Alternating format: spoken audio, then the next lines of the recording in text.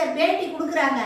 என்னன்னு, ஈரான் நாட்டில் under ground city, நிலத்தடி சிட்டியாம், அந்த மாதிரி செய்து ஏராளமான ஆயுதங்களை பதுக்கி வச்சிருக்குது.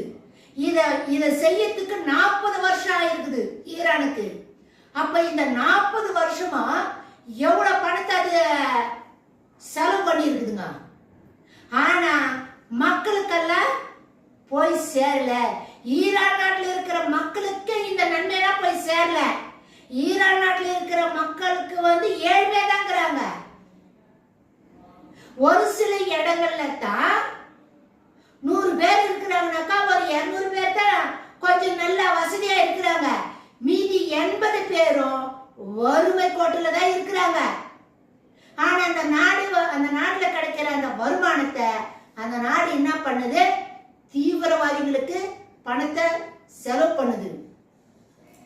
இப்போ ஏன் இந்த தீவிரவாதத்தை, இந்த மாதிரி தீவிரவாதிகளை இஸ்ரேல் தேசத்தை சுற்றிலும் நிக்க வச்சிருக்குது அப்படின்னா, இஸ்ரேல் தேசத்தை அழிச்சிடணும் அப்படின்றதான் ஈரானுடைய திட்டம்.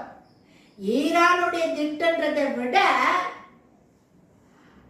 அந்த ஈரான் நாட்டு தலைவர் இருக்கிறார் பாரு, பெரும் தலைவர், வயசானவர் காமெனி. அந்த காமெனி தான் இவ்வளோ இந்த பிரச்சனைக்கு இந்த அளவுக்கு யுத்தத்துல நிக்கிறதுக்கு காரணமே அந்த வயசானவர் இருக்கிறாரு பாரியா காமெனி. அந்த காமெனி தான் காரணம். இவர் எப்படி இருக்கிறாருன்னா, ஒரு புற்றுநோய் கட்டி மாதிரி இருக்கிறாரு. அந்த நாட்டுக்கு, ஈரான் நாட்டுக்கு அவர் ஒரு புற்றுநோய் கட்டி மாதிரி இருக்கிறார். இந்த புற்றுநோய் முதல் 1 செல் வரும், அப்புறம் 4 செல் வரும், அப்புறம் 10 செல், 100 செல், அப்படியே பெருகும். அதான் புற்றுநோய், புற்று மாதிரி வளருது. சோ இந்த காமெனின்ற இந்த புற்றுநோய் கட்டி இதை என்ன பண்ணுது, எல்லா இடங்களிலும் தன்னுடைய புற்றுநோயை பரவ செய்து